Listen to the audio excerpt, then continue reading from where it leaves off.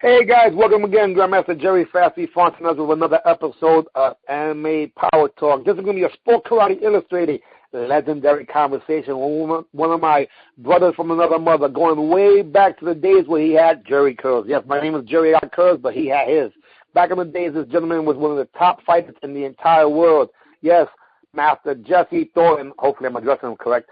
Not only was he one of my favorite fighters, but at the same time, I had an opportunity to become a good friend with him. We were on the same team together in 1988, American Airlines, and in 2015, I get the opportunity to spread love with my brother from another mother. Sir, are you on the line? Yes, sir.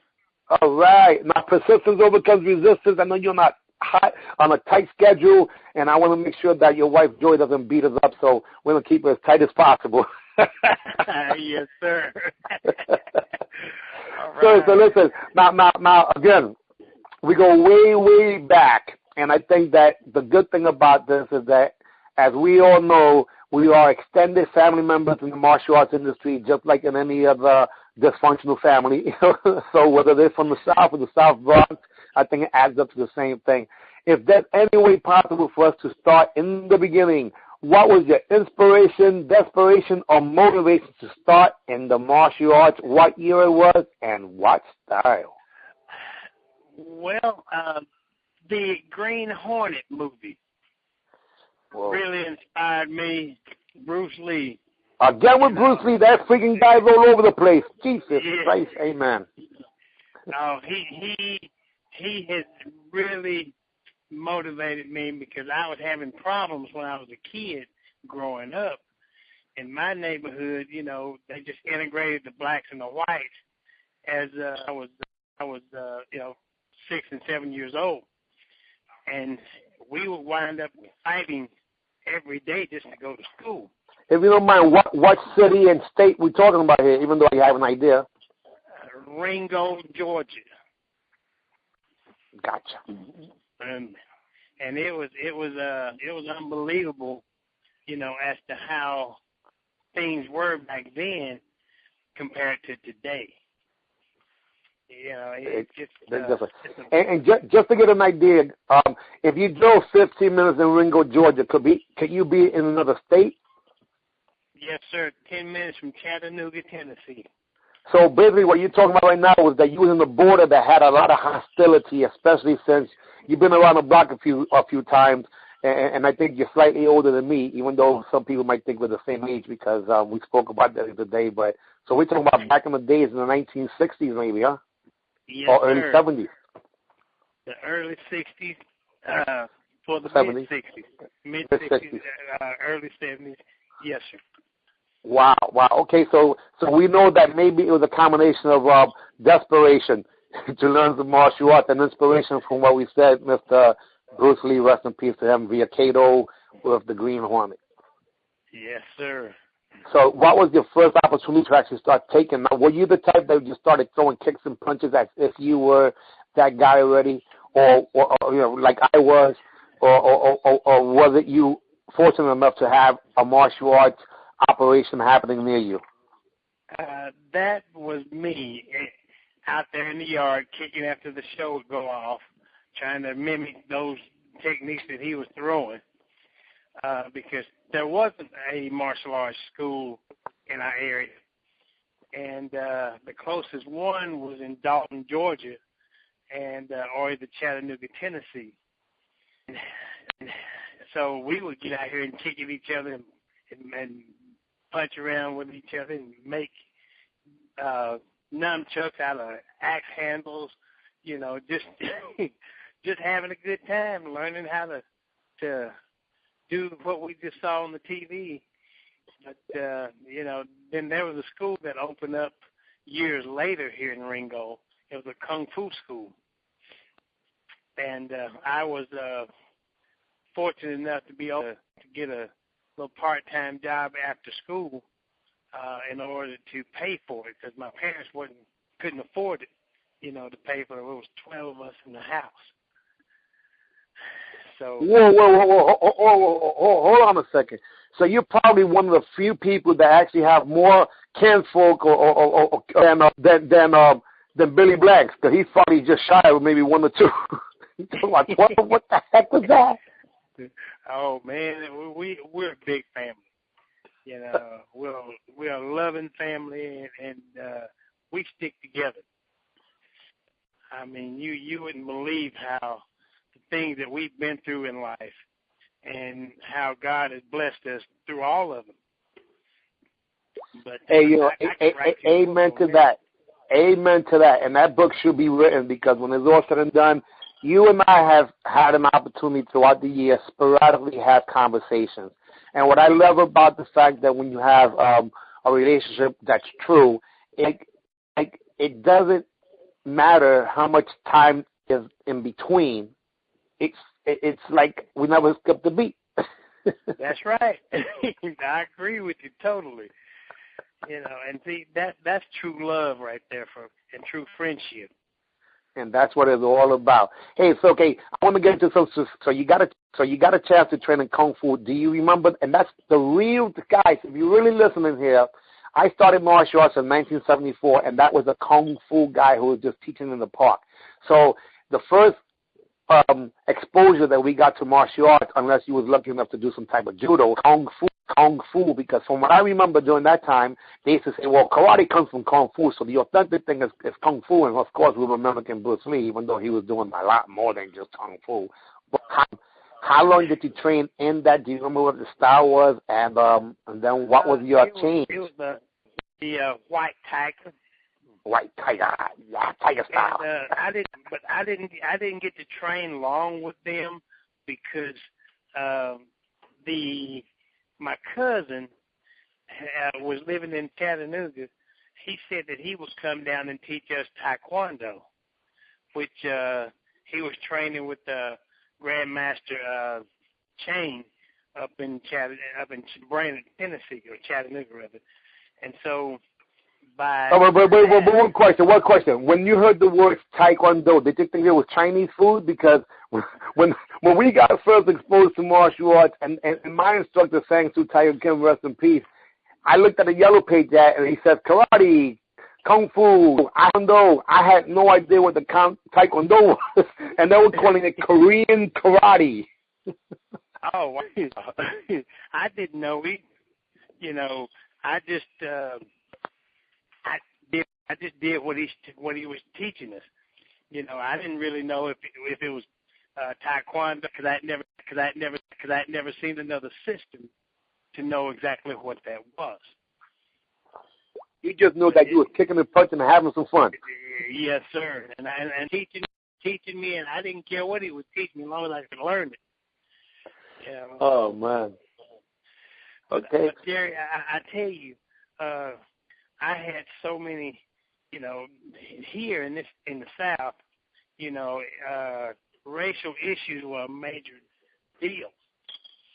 And, we didn't have a whole lot of problems at first until they integrated the school system. And when they did that, there was fights every single day. Sometimes 6 and 7 fights a day, at school on the playground. And it was rough.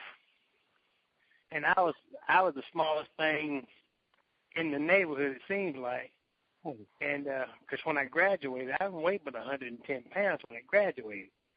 Well, I think you was 110 pounds for most of your career. The only reason you was a lightweight was because your hair was probably another 30 pounds. That's probably true. So when was it that you got an opportunity to get exposed to? I believe in Thornton.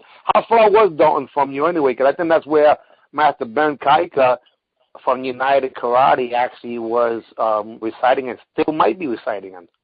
Yes, sir, he is. Yes, sir. It's 17 miles from Ringo. That's not too bad, but I guess it was a long walk. Oh, no. We didn't do that. Well, that's with some friends that I grew up with. Robert Harris, Chester Green. These guys, Chester worked at DuPont in Chattanooga, and he would pick me up on his way to Dalton after he got off from work.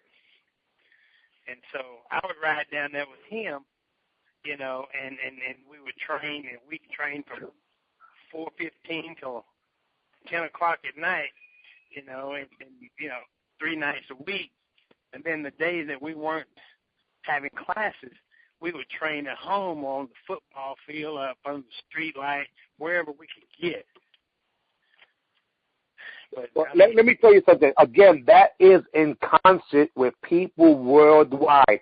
If you get an opportunity to listen to some of the Doe Giant stories as we're having right now, you would find out that people literally worldwide had the same infection.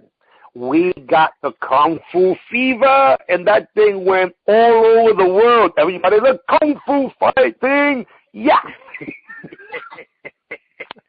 The reason why we still friends, you know, this is wonderful. Okay, so now, and you mentioned Robert Rich Hand Harris, one of the craziest top fighters of all time. You know, I joked around with Jeff Gears, and I say, when I saw Robert Harris, he reminded me of Blackula, you know. I thought he was a jump and bite somebody in the damn neck. Hey, that's the way he fought that way, that's for sure. Thank God he was my friend.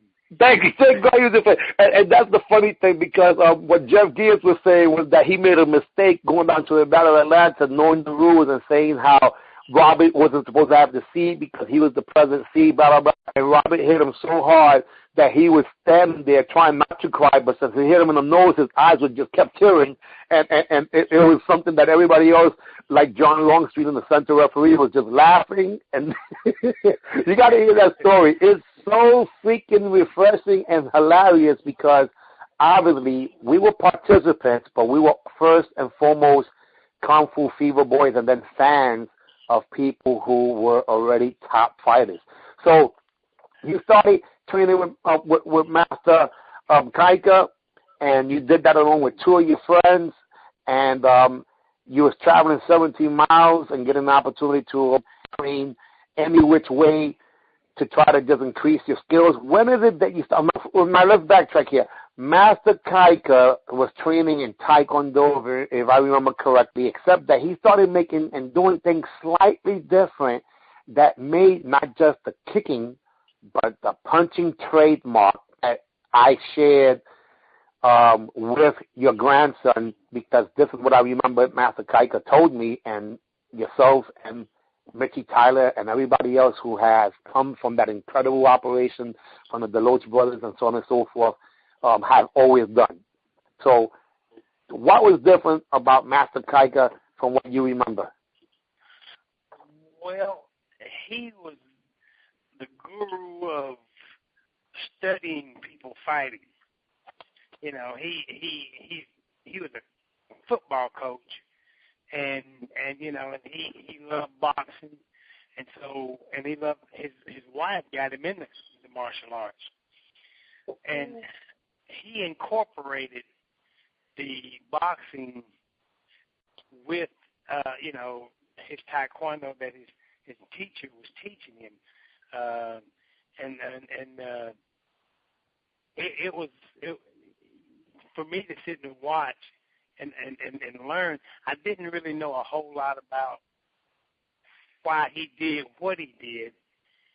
I just asked how to do it, you know, and he would teach me the drills, and he would make us do them for hours on hours, so that it became a part of you versus you learning the technique from at a seminar and going home and trying to remember what you learned at the seminar. But these things that he did for us was unbelievable compared to most students that are training today. Well, we're absolutely living in a whole new era, and we're considered two diamonds talking. But thank God that we're not the only ones. There are dinosaurs all over the place. And you know, that's an incredible thing. Now, Master Kaika, I've had an opportunity to speak to him briefly a number of times, and it's always been, you know, I was kind of shocked, to be honest with you, that he even knew my name, because I always I get a kick out of people when they know who I am and I don't understand, sometimes they tell me, like, oh, yeah, I was in the damn tournament, lucky enough to get my butt kicked on stage or whatever it is, But, what I remember about watching and reading the magazines was that you had a particular win ratio against some of the top fighters in an era that was what I considered the platinum era of sport karate, point karate, or tournament karate, whatever people want to call it. Because from roughly 1977 up until 1988, from my crazy mind, it was a different game. Even to the point where in 88, when someone hit the floor, I remember Mr. Larry Conahan counting 3 seconds to give you an opportunity to score on the floor. That eliminated in 1989. So let's talk about you got rated regionally, Region 10 if I remember correctly, and then from there, what was it that happened that made you become the top lightweight in the country, and who were some of your nemesis in the beginning days? Well, I don't, to be honest with you, I don't know. I found something that I love tremendously, which is the martial arts. Something that I wasn't good at any sport, and I was tired of getting beat up, and I wanted to be good at something.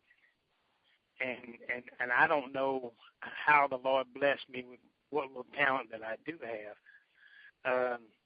But the drive and the motivation back in those days was so strong for every individual that was in the art, and the competition was so hardcore. You either got out there and be a part of it and be one of the best at it, or you got beat down so much you quit. And the guys that I was training with, they beat me down so much anyway, so it was something I was used to when I stepped out there in the ring. But I think that's why you took it out of everybody else. You said, this isn't Robert hitting me with another damn rich hand. Oh, man, I tell you what, I tell you, but, it made me a different person. It made me a stronger individual, not only just in the martial arts, but in every aspect of life. I don't see things the way I used to, and I don't do things the way I used to. But I take some of that and try to pass it on to my students because, the way I see the martial arts today is it's not the martial arts to get out here and fight and, and kick and punch somebody, but it's a way of life to where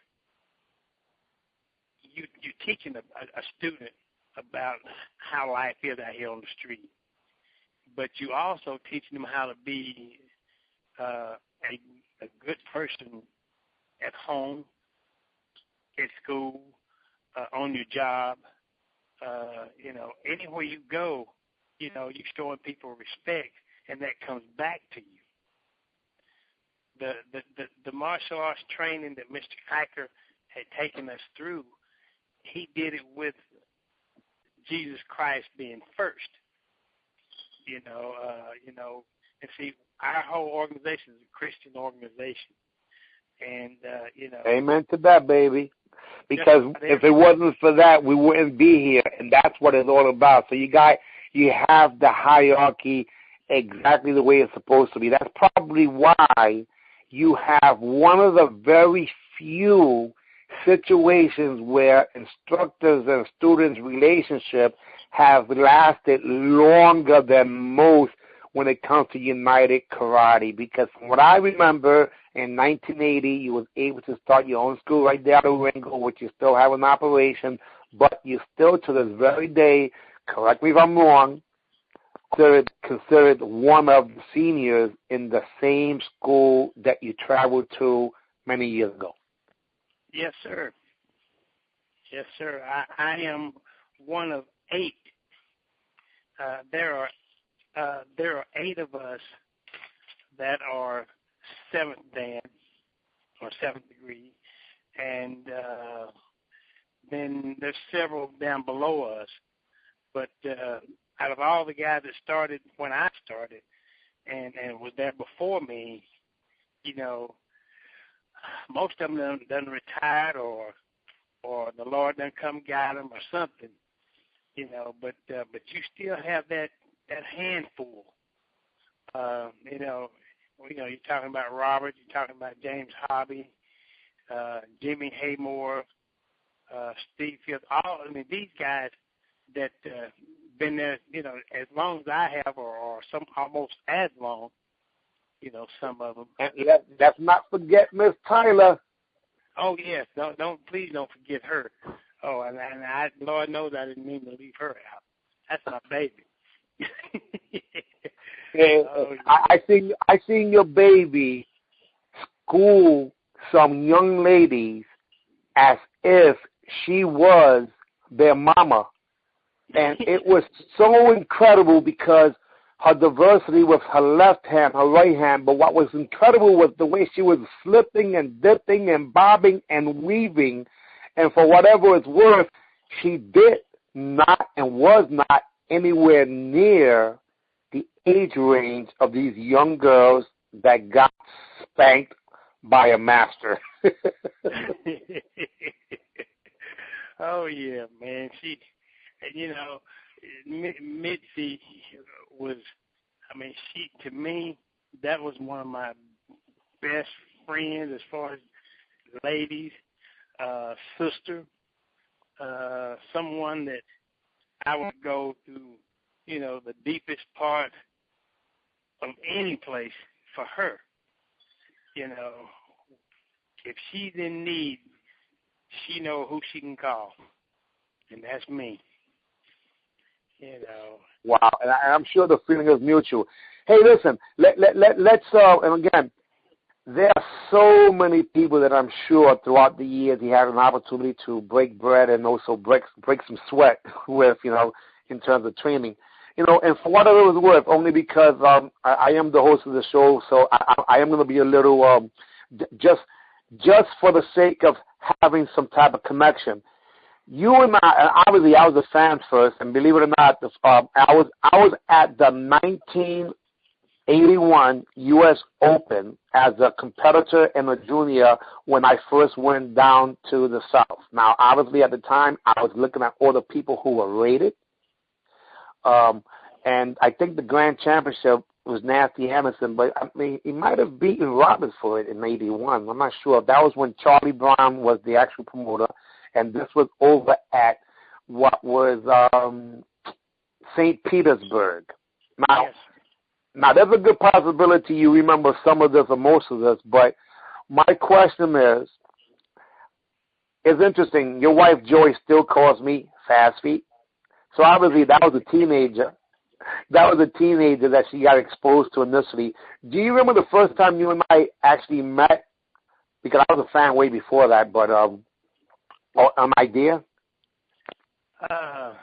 Like it seemed like it was at the U.S. Open down in St. Pete. I remember you was dressed up in your purple rain. Prince clothes. Oh, wow. Yeah, and the Jerry Curl was jumping, and what was so interesting to me was that you was always to this very day a gentleman. We went, I forgot what place it was. It must have been something like IHOP or something along those lines that was in the area, and you know, you would not skip a beat being pleasant, and I thought that was so classy and cool. And it was pretty, you know, me coming from the Bronx and being down in Florida, obviously that was a whole different world to me, you know, but you've always had a flair for fashion, and whether it's purple or other colors, this is something that you know, you was pimping, man. Where did that influence come from? Oh, man. Well, that's awesome.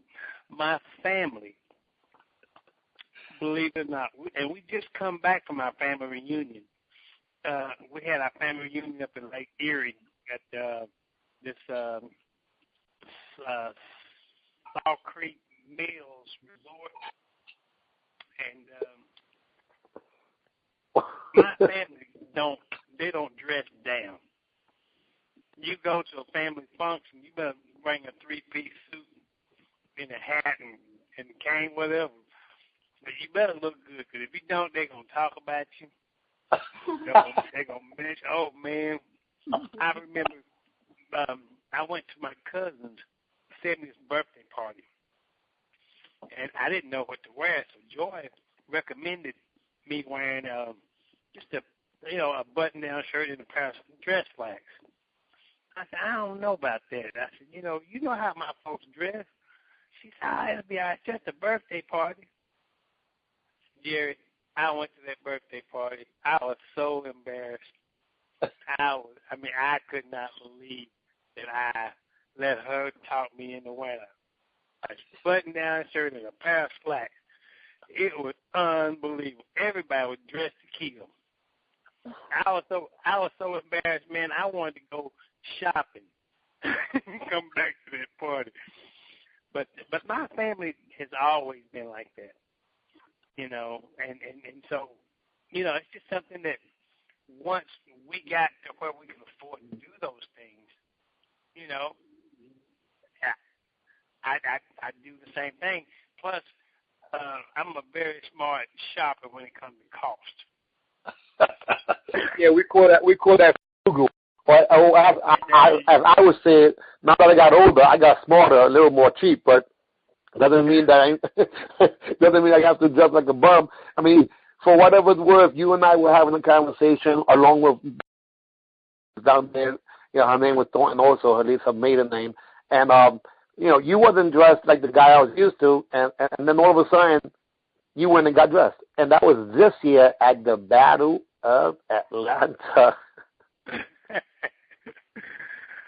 Yes, sir.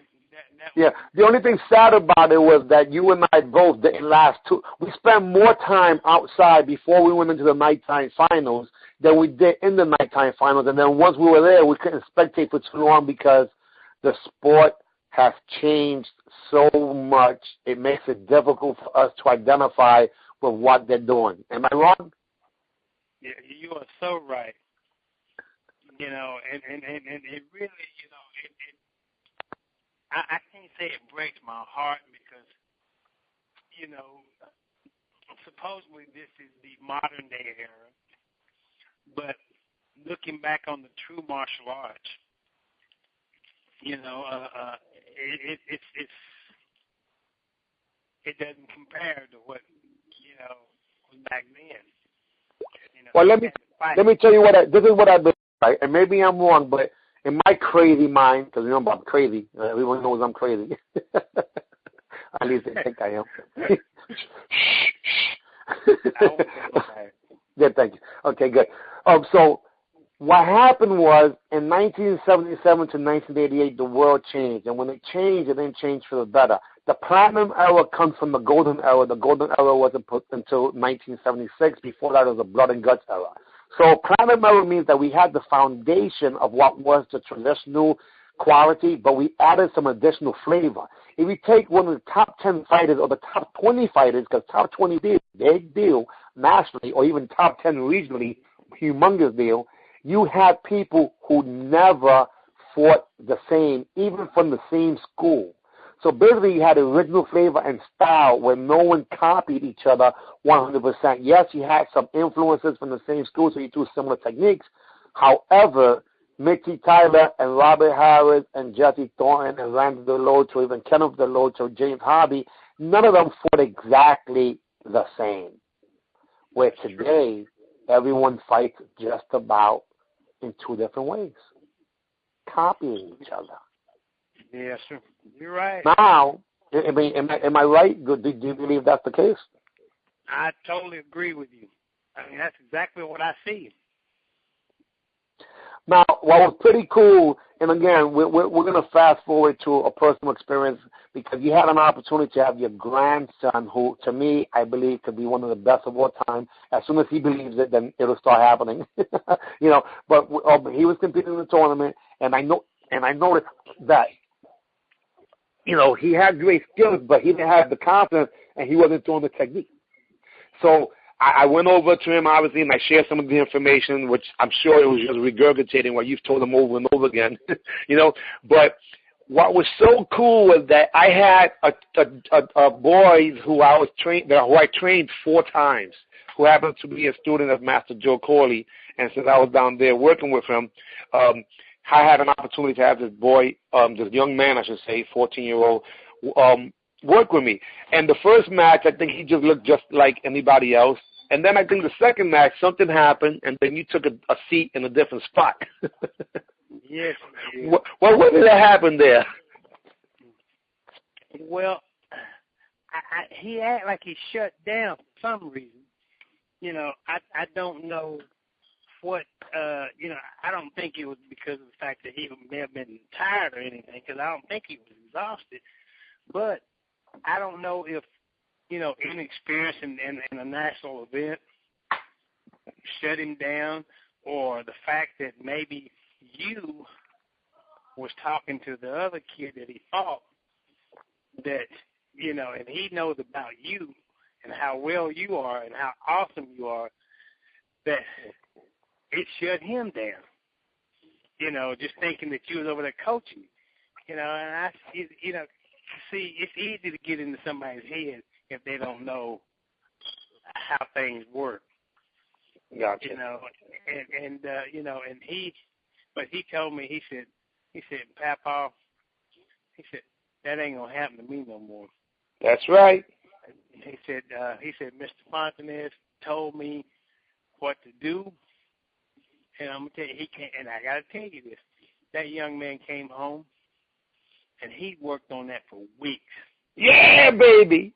I'm just moving around and doing that drill that you showed him. I mean, oh man! Well, let me tell you, that's what it's all about. Each one teach one, and I mean, my intentions, and I would assume that you would know, wasn't to be out of line, but to just tell them, hey man, you come from a legacy, you better represent.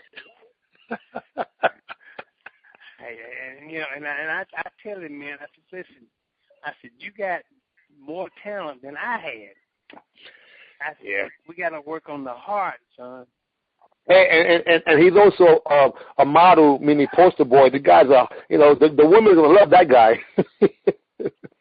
They do, too. and that's a problem.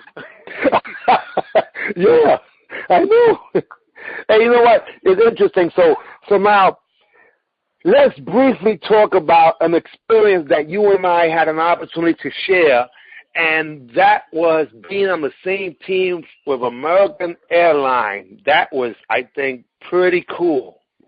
That was one of the highlights of my life as far as my martial arts is concerned, because we were together. You got us to Puerto Rico, El Salvador. And I remember that as if it was yesterday. Oh, man. And when we went down into that area where we fought at, mm-hmm. we stayed at a 5-star hotel. I think it was probably the nicest one that they had, period, mm-hmm. bar none. And we ate like kings.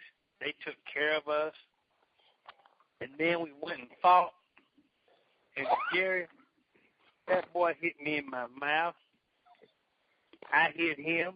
He hit the ground. I was smiling like I done something. And I turned around, and Jerry Prince looked at me and said, "Oh, shh." I said, "What is wrong?" He said, "Man, your mouth is messed up." That boy had to hit me in my mouth with those knuckle punches and pushed my tooth back about a half an inch in my mouth. I hate when that happens. Oh man, and it was embedded in my lip, and then God, I can't think now. Ken Eubanks. Rest in peace to Ken Eubanks. Yes, Lord, yes, I love him. I love him, and I always will. He told me he said, you know, if you don't get this fixed, you're gonna lose your tooth. And so he stuck his hand in my mouth and pulled it back in place. Yeah, remember that. And then y'all were picking at me after we won, of course. But then we went to the hotel that night, and y'all was eating like candy, and I was sucking mashed potatoes through a straw. Hey, listen, sir, it seems like you probably got home already, and I don't want to get in trouble with Joy. Is that the fact? She ain't here. She ain't got home yet. Okay, good. So, because it sounds like, for some reason, you sound a little low right now. You sounded loud before now. I'm not sure if it's the reception where you're at. I moved around. I'm sorry. No problem. But, okay, so we had a chance to travel to American Airlines trip in Puerto Rico, and I remember when I made that, I said, hey, man, we fly, American Airlines goes to Puerto Rico, let's go there. And what was interesting was that up until I got there, we didn't even know that it was continuous contact. Remember that?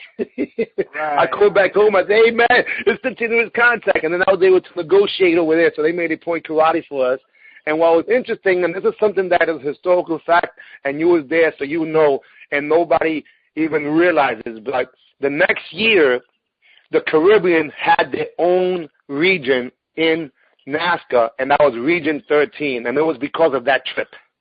Oh, wow, I didn't know that. Yeah, think about it. If you look back at the old magazines, Region 13 became the Caribbean. And that was something that my crazy little butt negotiated, because when it was all said and done, it was part of a region that could have been competing. If Canada was competing, well, why not Puerto Rico and the Caribbean? You know, so Region 13 became the region. They never had an A-rated tournament up until recently, but they did have a B-rated circuit, which B-rated was as good as just about anything during that time.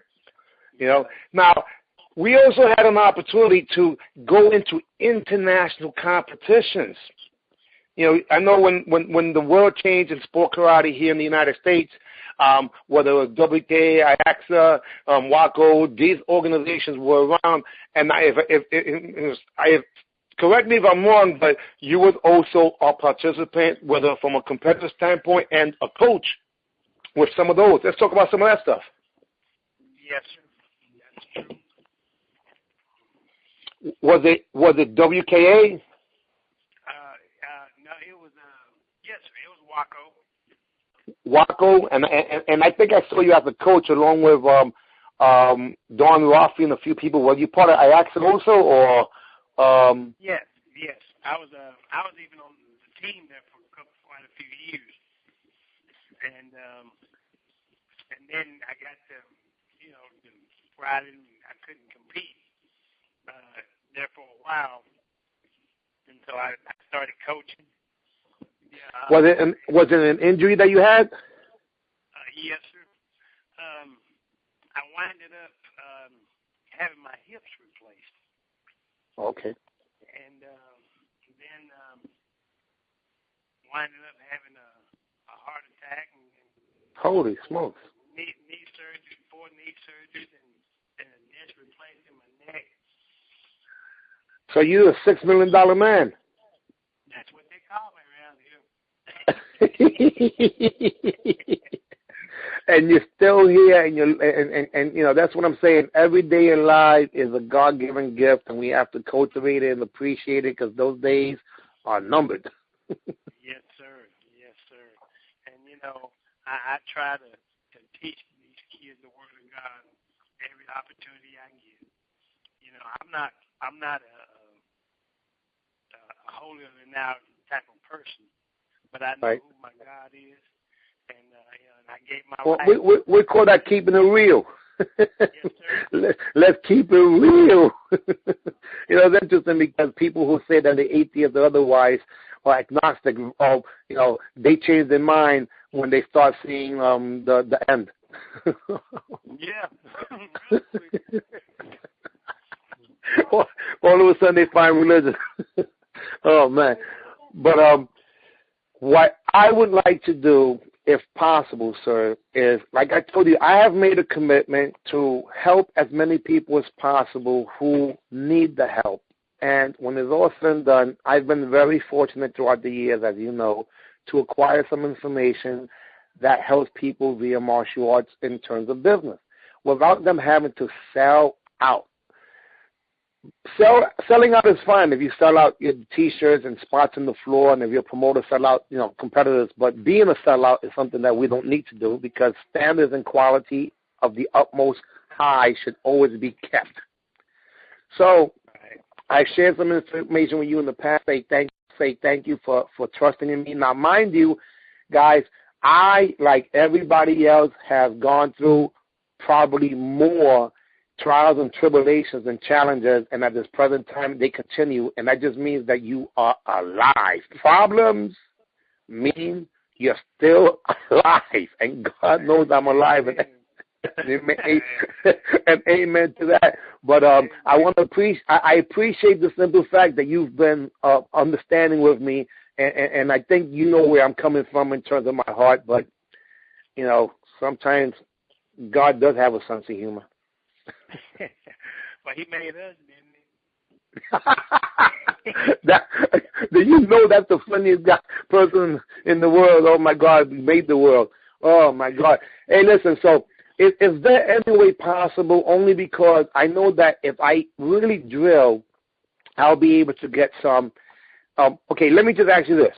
If you had to mention just 3 of the most dangerous people you might have competed against in the past, who comes to mind immediately?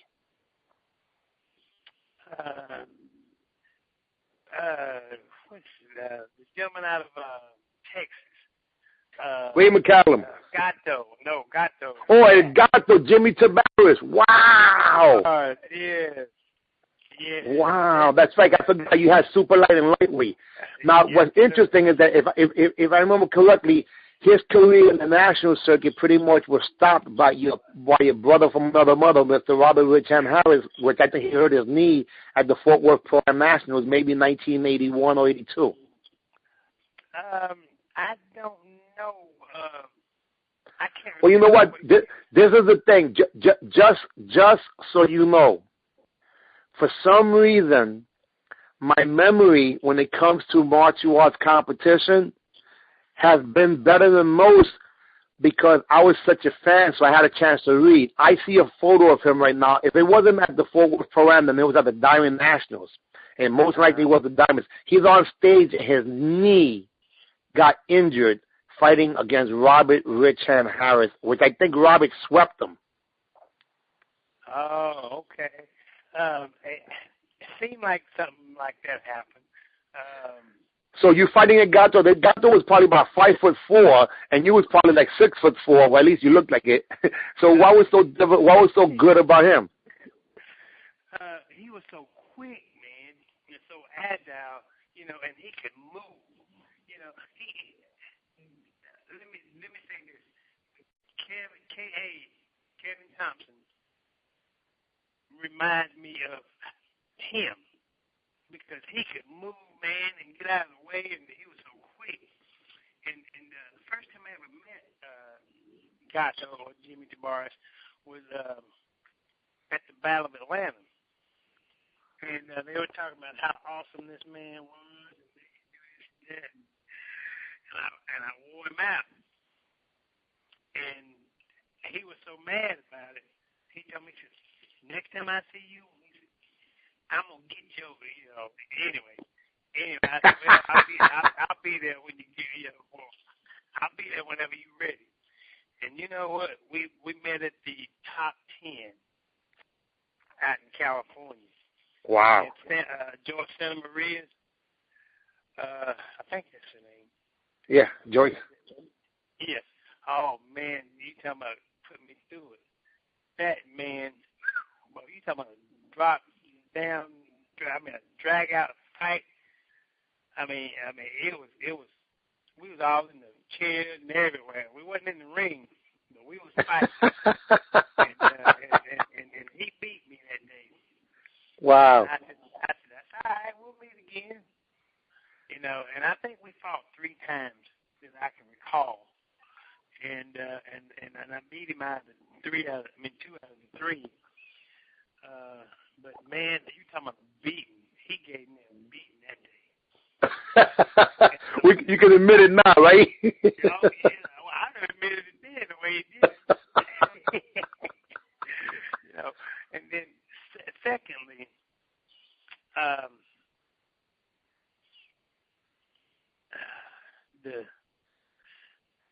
well, let me mention a few names that maybe this can help you. How were you during the time with one of the top lightweights also, Larry Tankson? Oh yeah, me and Larry, man, yeah, we had some serious fights too. Larry, he was sneaky, he was dirty, and you know, and he would use everything possible to beat you. He would have the referees all twisted up and combobulated when they were judging. He was politics, pots and pans, huh? Yeah, man. I mean, but he was smart. He was very smart. And you know, and I take my hat off to Larry, man. I love him to death, you know. And I've seen him several times since, you know, here in the last, I guess, 8-10 years up in Chicago. And but oh man, he was awesome. And don't leave out Tony Young. Well, this is what I'm saying. We're looking at a variety of people, you know, whether it was Tony Young or Joey Shiflett or even for whatever it was for a little while, maybe guys like Dino Kane, you know, whether they were super lightweights or lightweights, there was a whole bunch of them, and some of them were young guys or even older guys like Al Francis from Texas. Yeah, I remember how him and Jimmy ran together. Yeah. And even up and coming guys that were young, like Freddie Latutti. Oh yeah, Freddie Latutti. Yes, sir. Yeah. Oh yeah, man. I loved him and his dad, man. Rest in peace to his dad. Yeah. Yeah.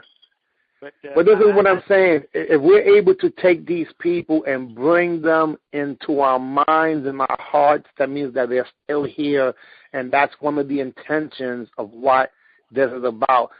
This is a constant every time we have a conversation in person, and I'm so happy that we get an opportunity to document it now because people could benefit from, I believe, this nostalgia.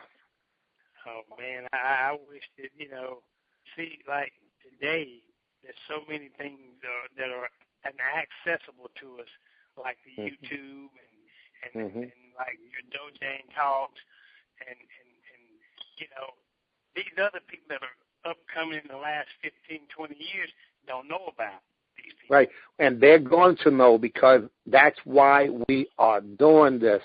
Listen, my commitment, along with a few other people, is, and I'm not sure if I told you about this, but what I believe that your guys were snipers. Sharp, precise, and on point. Sniper fighting to me is what was done. Excuse me? That was you. and oh, man, and I can't leave you out of this because even though you sitting there talking to me, man, you were one of the best fighters around.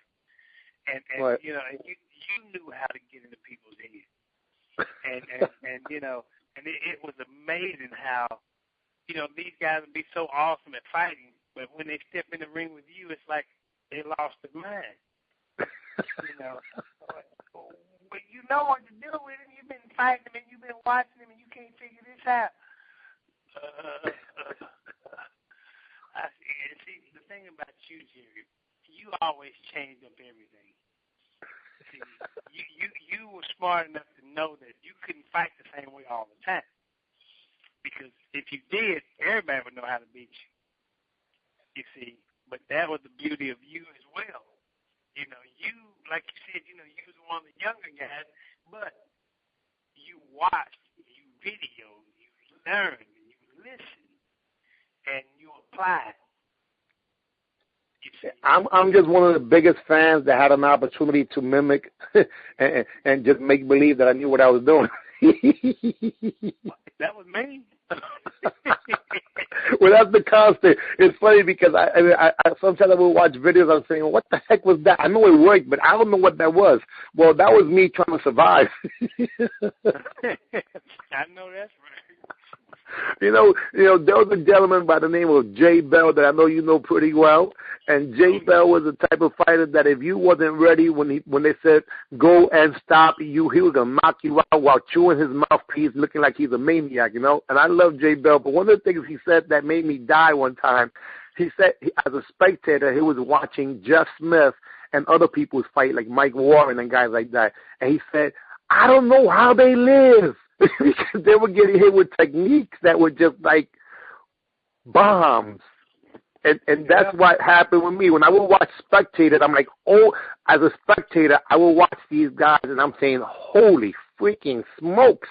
I am so impressed and scared. But then when I went in there, I got into the Sassy character, and I think very similar to Larry Carnahan in the fact that maybe not with the judges, because the judges never liked me much, but I used the crowd and anything else to make sure that I wasn't alone. No, that's right. Oh, man. And that's what it's all about. It's about each one teach one, sharing information, you know. We're just fans. But like I said, it's interesting because even you, I believe, when we had a conversation, I said I was speaking to Howard Chung, and Howard Chung, John Chung's older brother, thought that I was older than him. I'm like, wait a minute. I'm not. I'm going to be 50 on January 10th. Wow. And it's because I've been around for a while, so people they're not sure. Dang, because I thought you were older than me. That's what he said. You know, but the reason why I thought you were older than me because you were so much wiser. Oh, man. You knew so much about everybody. And thank you, sir. That's the thing that I was looking at, you know, and that's, you know, because see, when you talk to people, I think the door done swole some. When you talk to people, you remember, you have a great memory about things that have happened back in the day, and I'd be trying to keep up with yesterday.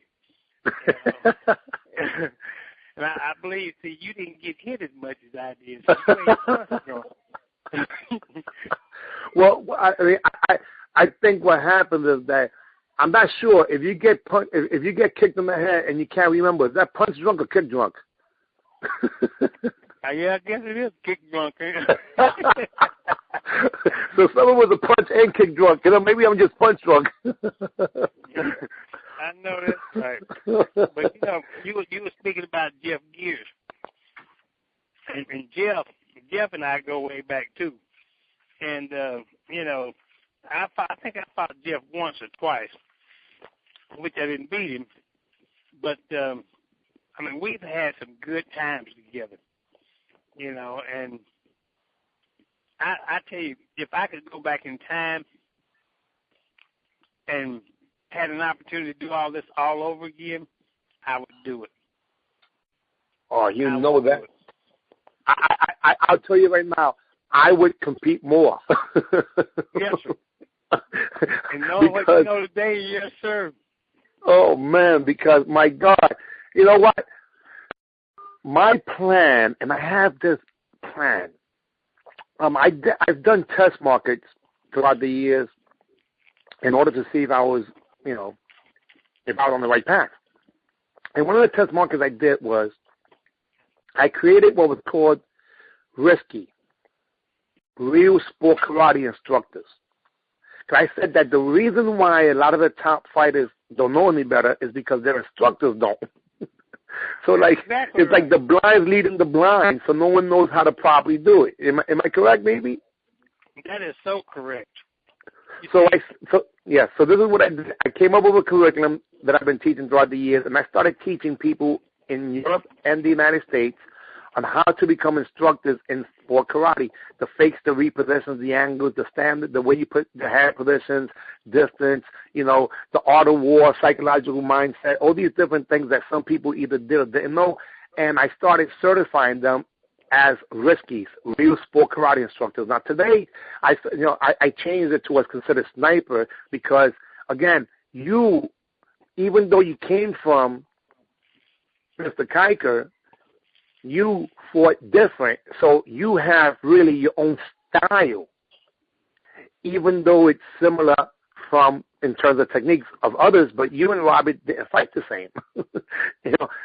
Not really. Even though people might have said that, hey, you guys are brothers, you're twins. No. I can tell the difference between you and him. Same thing with so many other styles. So I figure the masters and the founders of those styles are those individuals that fought like that. Scorpion and guys like that had their own style. So to me, Americans that develop techniques, because, and I joke around with people, I say, listen, I don't care what anybody says. I would have kicked Funakoshi's butt. Yamaguchi, rest in peace to these guys. I would have faked repositioned and blitzed them. You know what I'm saying? Let's do a cat stand. Let's see what's going to happen. But maybe that's because I'm crazy. But that's what I would say.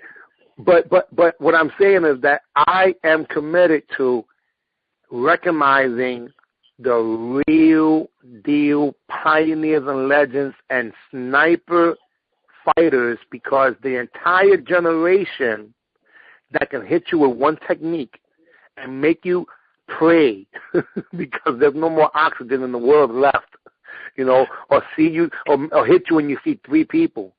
Those snipers are baby boomers. They still around, many of them. And I want to make sure that I keep in constant contact with them and let people recognize who they are, because I don't think it makes any sense to me, not being from Atlanta and going to Atlanta and not doing one but two interviews, because I've always figured out a way to keep myself modern when people from that same town that actually lived there, that are legends that came before me, were walked on by and people didn't even recognize them. And I think that's wrong. Yeah. I understand that and I agree with that. And what's sad is it would be nice to be able to see something being done to help keep these people recognized. Like what Joe Corley does at the battle. He's always got when he has the Centurions come up on stage. Well, he always keeps it real. Yeah. I mean, we stand on the shoulders of giants. I mean, we're just fans. We were lucky enough to be able to be participants also. But me, if you was competing or any of my friends were competing, I was yelling like the loudest person. Come on, you know who I am. I'm a fan. Oh, yeah. We raise the roof, get the crowd going crazy there. You don't see that anymore. No. You see a little of it. But, well, let me tell you why. I'll tell you why in my mind. Because it's not the individuals any longer. It's the team. When in reality, sport karate is an individual sport that was part of a family, and the family was the school. So even an individual, it wasn't like, wow, the American airline team was awesome. Oh, no. It was all of the people individually that made up a team called the American airline team, that were made up of pioneers and legends and incredible martial artists. Not that the team, American Airlines, was what it was. It was a collective of the super friends. Yeah. And that's gone. Today they gel together, and we don't know who's who. So they yell for the team, go JPM or go whatever. I'm like, what the heck are you talking about? That's not what it's about. It's about the individual. That's why when we had the team Totally Awesome, I made sure that everybody had their name in the back of their uniform, and we put the name of the team in the front, because in every sport except for martial arts, the name of the team is in the front and the name of the player is in the back. So that's why I came up with the rec suits, and when I did that, and there's a rec suit that's a one of a kind that was done for a gentleman who was not willing to even give that uniform up when he retired. I don't know who you're talking about. Well, if you didn't know who you're talking about, who would you say? The uniform, let me just give you here. The pants are black and the top is yellow, except that it's a traditional, it is literally the first and only crossover yellow traditional top cut rec suit of all time. Robert Harris. No, not Blacklist, not that. Oh man, hey, but that was, when you told me that, I was honored because, it may sound a little corny, but I take every single one of those uniforms that I see, and I saw quite a few United people still wearing them, as a badge of honor, because we're talking about these things are not yesterday. They've been around for a few years and haven't been around in a few years. And they love your suits, man. I love it, and I tell you, I don't know if Ben realized that I didn't give it to him or not, but it wasn't happening. But it wasn't that one. You see, and that's the thing that I feel. Honestly, I feel so incredible because I've been able to, as a participant of martial arts, have so many different experiences as an artist, as a performer, as a fan, as an educator, as a motivator, or at least thinking that I did all the above. Maybe I'm just thinking I did. But when I get a chance to, how about this? Sassy Fontenez was pretty well known worldwide as a competitor. However, the Fontenez karate operation made more impact in people's lives in the New York, New Jersey area, and now people have traveled abroad with that same information. But the Rexu guy was known by more people. Yeah, that's true. They may not know the name, but they know the Rexu. It's crazy. So people would point at me and say, hey, that's the Rexu guy. I'm like, what? I didn't even realize I competed. I'm like, what are you talking about? But I still get a kick out of that. I went to the Irish Open in Ireland. We were able to sell more rec suits in 1 hour because they shut us down than we did in 2 days at any best tournament ever. Because what happened was that the sponsor was SAP, and SAP paid 10,000 euros to be the main sponsor. Well, SAP or no one else was selling anything because the line was so long. Golly. It was incredible. It was the wildest thing I ever saw in my life. And what I get a kick out of, and I'm going to tell you, and those who are listening will understand this, even people who did not like Fast Feet Fontenez one bit are still walking around with him on his arm and on his leg. I said, you may not like me, but you're going to learn to respect me. That's right. Well, man. Hey, listen, we're going to have to take this and wrap it up because when it's all said and done, even though it's taken us quite a while to finally get this thing together, because I know you're on a highly, highly busy schedule, and I appreciate your time. These are wonderful memories.